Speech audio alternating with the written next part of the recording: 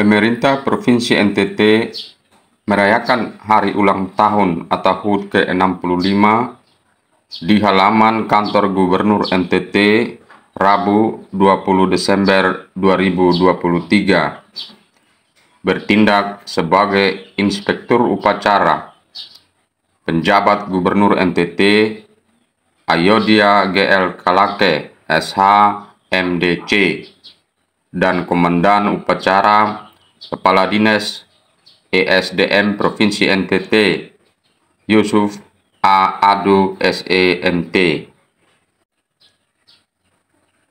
Penjabat Gubernur Ayodhya Kalake dalam sambutannya menyampaikan bahwa upacara peringatan HUT Provinsi NTT ini merupakan momen untuk tetap membangun sikap optimis dalam menata dan menatap laju pembangunan di provinsi ini, khususnya menyongsong Indonesia Emas 2045 dalam semangat kolaborasi untuk mewujudkan NTT maju dan sejahtera.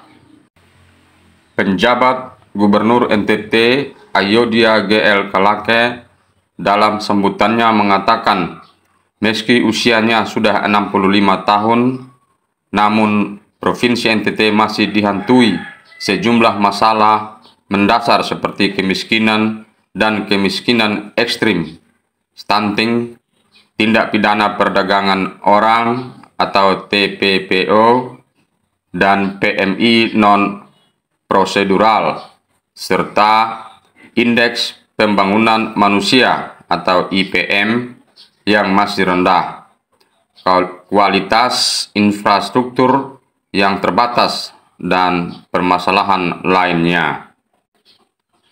Dengan ruang fiskal daerah yang terbatas, salah satu upaya yang mesti terus kita lakukan ke depan adalah dengan meningkatkan jumlah dan nilai investasi, katanya dilansir dalam rilis Biro Administrasi Pimpinan Setda Provinsi NTT.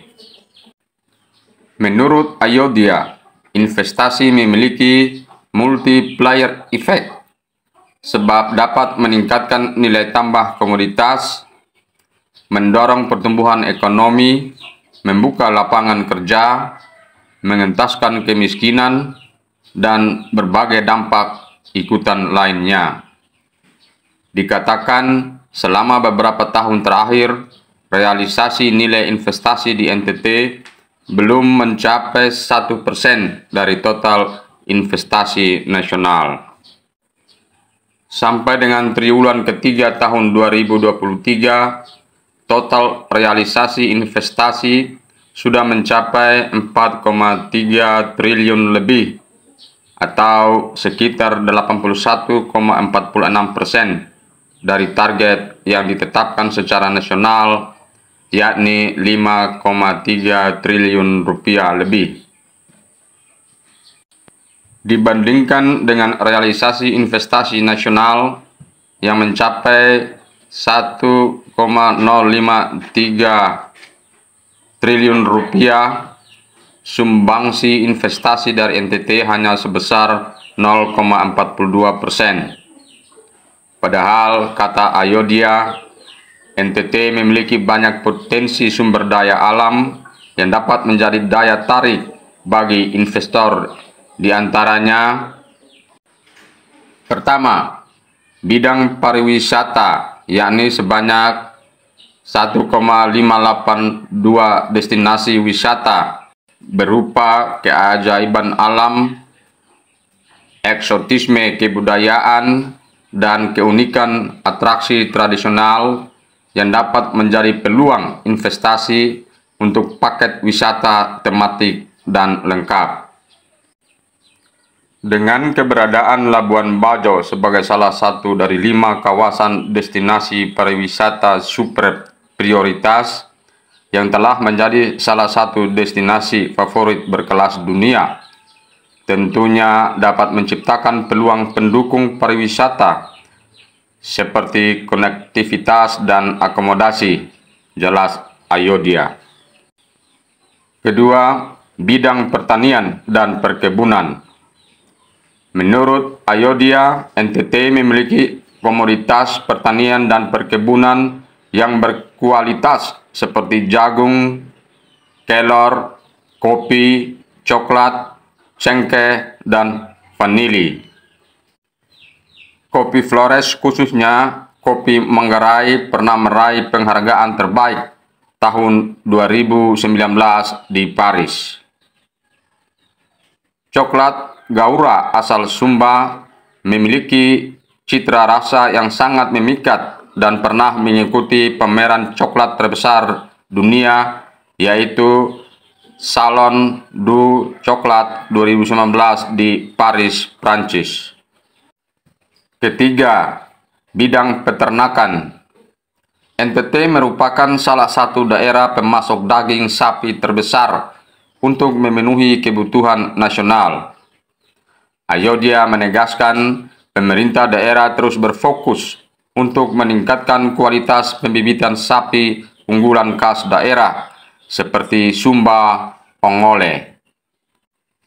Sektor peternakan NTT menyediakan peluang investasi, yaitu pabrik pakan ternak, kawasan penggembalaan ternak atau ranch, serta industri pengolahan daging sapi, babi, dan ternak lainnya, ujar Ayodhya. Keempat, bidang kelautan dan perikanan. Kata Ayodhya, potensi perikanan tangkap NTT mencapai 393.360 ton per tahun. Namun, realisasi pemanfaatannya baru mencapai 139,050 ton atau sebesar 35,34%. Potensi lahan rumput laut mencapai 89,110 hektar dan baru dimanfaatkan 14.007 hektar atau 15,72%. Adapun potensi lahan garam di NTT mencapai 52.000 hektar dengan pemanfaatan baru 11.000 hektar. Potensi perikanan tangkap NTT mencapai 393.360 ton per tahun, sedangkan saat ini realisasi pemanfaatannya baru mencapai 139.050 ton atau sebesar 35,34%. Peluang investasi di bidang ini dapat dikembangkan dari hulu sampai hilir melalui kemitraan dengan masyarakat, nelayan, dan petambak, ujar Ayodhya. Kelima, bidang energi dan pertambangan. Menurut Ayodhya, NTT mempunyai potensi energi baru terbarukan yang bersumber dari laut yang dapat dikembangkan sebagai pembangkit listrik tenaga arus laut atau PLTAL, memanfaatkan karakteristik beberapa selat di NTT. Di antaranya Selat Pantar di Alor, Selat Gonzalo dan Selat Boleng di Flores Timur, dan Selat Molo Manggarai Barat sejak tahun 2017. Pulau Flores juga telah ditetapkan oleh pemerintah pusat sebagai Pulau Panas Bumi. Sementara Pulau Sumba dan Pulau Timur sesuai untuk pengembangan pembangkit listrik tenaga surya karena tingginya intensitas sinar matahari. Kita juga kaya akan potensi pertambangan seperti mangan, pasir besi, bauksit, dan pasir kuarsa dengan kualitas tinggi akibat faktor alamiah, kata Ayodhya. Menurut Ayodhya, tantangan utama dalam peningkatan investasi di NTT adalah masih tingginya nilai incremental capital output ratio atau ICOR. Pada tahun 2022, nilai ICOR Provinsi NTT merupakan yang tertinggi dari 34 provinsi seluruh Indonesia. Hal ini mencerminkan pengelolaan investasi masih belum efisien, serta kurang produktif dalam mendorong pertumbuhan ekonomi daerah melalui upaya komprehensif, integratif, dan lintas sektoral.